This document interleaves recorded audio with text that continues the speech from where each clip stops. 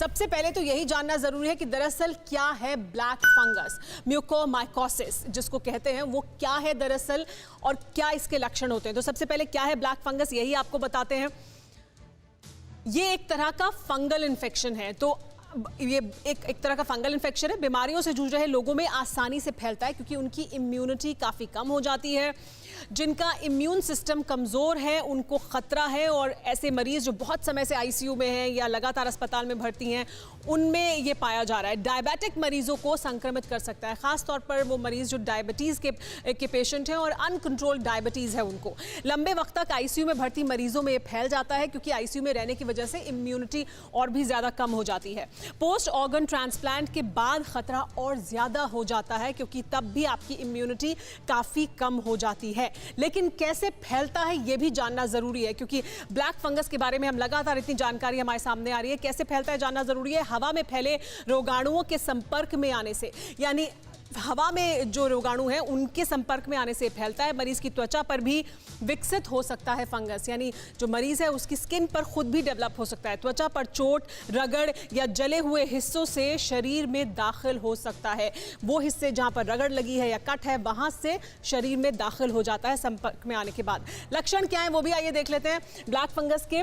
गाल की हड्डी में दर्द और चेहरे पर घाव इसका एक बड़ा लक्षण है। आपको गाल की हड्डी में दर्द होगा, चेहरे पर घाव दिखाई देंगे, आंखों में सूजन, आंखों का लाल होना, ये तमाम लक्षण हैं जिन्हें ज़रूर देखना और समझना गंभीरता से ज़रूरी है, खासतौर पर अभी क्योंकि ब्लैक फंगस फैला हुआ है। आंखों और नाक के पास काले धब्बे बन जाते हैं उन मरीजों में जिनमें ब्लैक फंगस होता है। बार बार बुखार आता है, तो बार बार बुखार आना भी इसका एक बड़ा सिम्टम है। सिर में तेज़ दर्द होना एक बड़ा सिम्टम है ब्लैक फंगस के मरीजों में।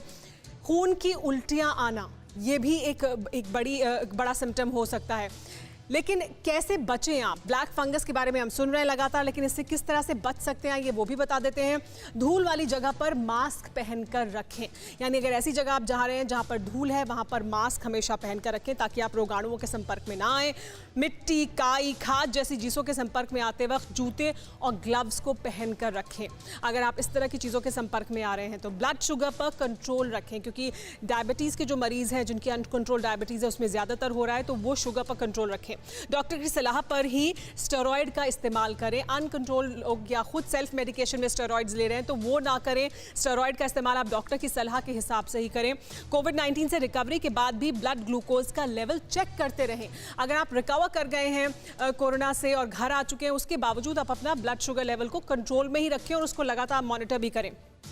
एंटीबायोटिक, एंटीफंगल दवाओं का इस्तेमाल ज़रूरत पड़ने पर ही करें, ज़रूरत से ज़्यादा इस्तेमाल ना करें इस तरह की दवाओं का। लेकिन इलाज क्या है ये वो भी जान लेते हैं। ब्लैक फंगस का इलाज क्या है वो बहुत ज़रूरी है जानना। ऑक्सीजन थेरेपी के दौरान स्टेराइल वाटर का ही प्रयोग करा जाता है ब्लैक फंगस के इलाज में।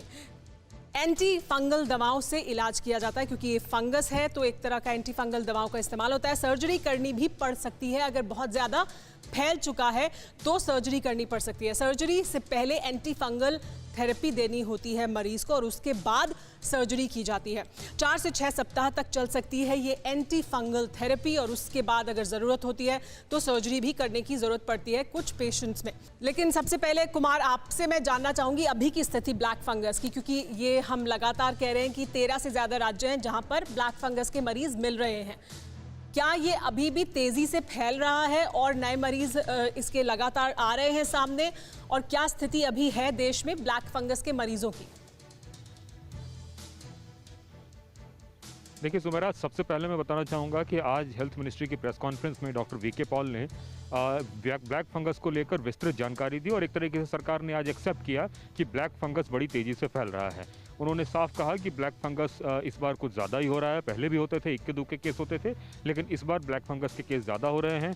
उन्होंने ब्लैक फंगस फैलने के 3 कारण बताए और दवाओं को लेकर जो सवाल हम लोग बार बार उठा रहे हैं कि दवाओं का जो ब्लैक मार्केटिंग है वो शुरू हो गया है, उस पर उन्होंने कहा कि वर्तमान समय में दवाओं की ज़्यादा किल्लत नहीं है, लेकिन अगर ज़रूरत पड़ी तो सरकार विदेशों से भी दवा लाएगी और लोगों को दिक्कत नहीं होने देगी। लेकिन इन सब के बीच जो सबसे बड़ी बात है, हैरानी करने वाली बात है कि ये लगातार बहुत तेज़ी से अलग अलग राज्यों में फैल रहा है और ऑफ द रिकॉर्ड जानकारी यहाँ तक है कि 6 महीने में ब्लैक फंगस के जितने केस होते थे आज की तारीख में 1 दिन में उतने केस आ रहे हैं। तो आप यकीन कर सकते हैं कि क्या स्थिति होगी। एम्स से लेकर तमाम ईएनटी ये जो यूनिट हैं देश के जितने भी बड़े बड़े अस्पतालों के, वहाँ पे धड़ल्ले से ब्लैक फंगस को लेकर सर्जरी चल रही है, क्योंकि कई सारे मामलों में इनमें सर्जरी की भी नौबत आती है। और जब सबसे परेशानी वाली बात है, जो इसका जी। इंजेक्शन है वो तकरीबन 3 से 4 हफ्ते तक लगातार पर डे देना पड़ता है, जिसकी काफ़ी किल्लत हो रही है और ब्लैक मार्केटिंग शुरू हो गई है। सरकार ने इशारों में ही ज़रूर इस बात को एक्सेप्ट किया है कि दवाओं के लिए जो ज़रूरी है तो हम विदेश से लाएंगे। बड़ा सवाल यह है कि अगर कोई दिक्कत नहीं हो रही तो विदेश से लाने की बात सरकार क्यों कर रही है? इसका मतलब सरकार को भी पता है, लेकिन वो एक्सेप्ट फिलहाल नहीं कर रही है। सुमेरा जी। फिक्र आपकी, सोमवार से शुक्रवार रात 9 बजे सिर्फ TV9 भारतवर्ष पर।